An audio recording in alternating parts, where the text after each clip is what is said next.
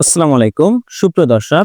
একটি জমি তিনবার বিক্রি হয়েছে, আসল মালিককে কিভাবে বুঝবেন? একটি জমি যদি তিনবার বিক্রি হয়ে থাকে, তিনজন ব্যক্তির কাছে রেজিস্টার স্বাক্ষরিত দলিল রয়েছে। এখন প্রশ্ন হলো, আসল মালিককে কিভাবে বুঝবেন? সঠিক দলিল কোনটা? সুপ্রিয় ভূমি মালিকগণ, আজকের ভিডিওটি খুবই গুরুত্বপূর্ণ। কেননা জমি সংক্রান্ত নতুন নতুন আপডেট পেতে অবশ্যই ল্যান্ড মেসেজ চ্যানেলটি সাবস্ক্রাইব করে সাথে থাকুন। বর্তমান সময়ে জমি জমা সংক্রান্ত বিষয় সকলের তথ্য জেনে রাখা উচিত। সুপ্রিয় দর্শক, এক জমি তিনবার বিক্রি, তিনজনের হাতে রেজিস্টার স্বাক্ষরিত দলিল, আসল মালিককে তা আজকের ভিডিওতে আলোচনা করা হবে। অনেকেই জানেন না জমি সংক্রান্ত বিষয়ে, কেননা বর্তমান জমি সংক্রান্ত বিষয়ে বিভিন্ন ধরনের সমস্যার সম্মুখীন হতে হয় নাগরিকদের। তাই প্রত্যেকেরই জমি সংক্রান্ত বিষয়ে জেনে রাখা উচিত। জমি কেনা এবং বিক্রি করার পূর্বে অবশ্যই কিছু তথ্য আপনাদেরকে জানা উচিত। তাহলে ভবিষ্যতে জমি বিক্রি করলে বা ক্রয় করলে কোনো ধরনের সমস্যার সম্মুখীন হতে হবে না। জমি কিনে নিশ্চিন্তে বসবাসের স্বপ্ন অনেকেই দেখেন, দলিল হাতে, নামজারি সম্পূর্ণ সবকিছু যেন ঠিকঠাক, কিন্তু বাস্তবে গিয়ে দেখা গেল সেই জমিতে দখল করছেন আরেকজন, এমনকি কখনো কখনো আরো কেউ দাবি করছেন একই জমির মালিকানা। অবাক করা বিষয় হলো, তিনজনের হাতেই আছে রেজিস্টার স্বাক্ষরিত দলিল। এখন প্রশ্ন হলো, এই জমির প্রকৃত মালিক কে? এই ভয়াবহ প্রতারণা এখন আর গল্প নয়, বাস্তবেই ঘটছে দেশের বিভিন্ন অঞ্চলে। জমির উপর মালিকানা নিয়ে চলছে একাধিক মামলা, সামাজিক উত্তেজনা, এমনকি প্রাণঘাতী সংঘর্ষ। এক জমি একাধিক দলিল কিভাবে সম্ভব? বিশেষজ্ঞরা বলছেন, এই ধরনের প্রতারণার পেছনে কাজ করে একটি সুপরিকল্পিত চক্র, যারা ভুয়া দলিল তৈরি করে জাল খতিয়ান বানায়, এমনকি ভুয়া স্বাক্ষরকারী তৈরি করেও জমি বিক্রি করে দেয় বারবার। এই চক্র মূলত পুরনো রেকর্ড, পরিত্যক্ত জমি অথবা বিচারাধীন সম্পত্তিকে টার্গেট করে।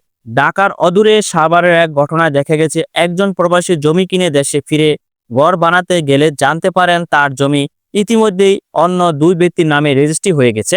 পরবর্তীতে তদন্তে উঠে আসে, স্থানীয় এক ভূমি দালাল চক্র এই জমি তিনবার বিক্রি করছে ভিন্ন ভিন্ন দামে।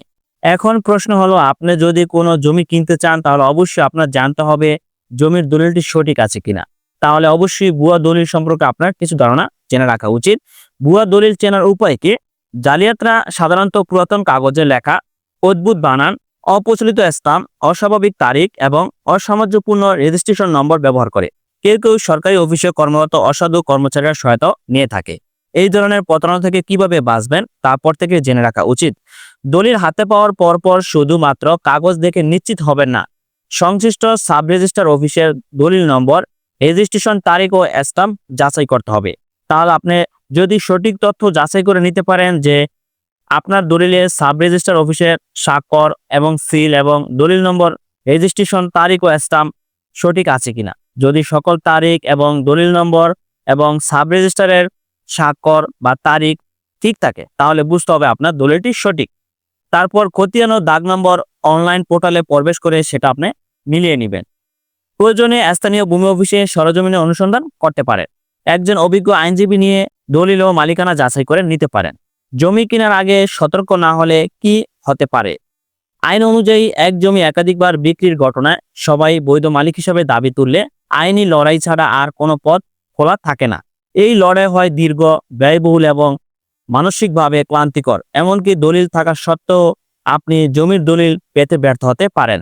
তাই আপনার জমি কেনার পূর্বে অবশ্যই আপনার সঠিক সকল তথ্য যাচাই বাছাই করে নিতে হবে। সরকারি নজরদারি ও ডিজিটাল রেকর্ডিং হতে পারে সমাধান। ভূমি মন্ত্রণালয় সম্প্রতি ই নামজারি, ই খতিয়ান এবং অনলাইন দলিল যাচাইয়ের ব্যবস্থা চালু করেছে। তবে বিশেষজ্ঞরা মনে করেন, আরও আধুনিক ও স্বয়ংক্রিয় প্রযুক্তির সমন্বয় না ঘটলে জালিয়াতি সম্পূর্ণরূপে ঠেকানো সম্ভব নয়। সুপ্রিয় দর্শক, বর্তমান অনলাইনের মাধ্যমে আপনি জমি জমার সকল নামজারি, ই খতিয়ান এবং অনলাইন সকল তথ্য যাচাই করতে পারবেন। মনে করেন আপনি একটি জমি ক্রয় করার জন্য দিয়েছেন, সেক্ষেত্রে অবশ্যই আপনি সেই জমির দলিল এবং খতিয়ান নম্বর দিয়ে অনলাইন থেকে আপনি চেক করে নিতে পারবেন সেই দলিলের খতিয়ান নম্বর এবং মাঠ পর্যায়ের জমিনের খতিয়ান নম্বর বা দাগ নম্বর ঠিক আছে কিনা। সর্বোপরি কথা হলো, যে কোনো জমি ক্রয় বিক্রয় করার সময় আপনার সতর্কতার সাথে করতে হবে, কোনো কর্মেই প্রতারকের যাতে সম্মুখীন হতে না পারেন। জমি কেনা জীবনে অত্যন্ত বড় বিনিয়োগ। কেবল দলিল হাতে পেলেই মালিক হয়ে যাওয়া যায় না। জমির কাগজপত্র, দখল, মালিকানা ও রেকর্ড সবই শতভাগ নিশ্চিত করে তবেই নেওয়া উচিত চূড়ান্ত সিদ্ধান্ত। এক জমি তিনবার বিক্রির এই অন্ধকার ফাঁদ থেকে নিজেকে রক্ষা করতে সতর্কতা ও সচেতনতাই হতে পারে একমাত্র ভরসা।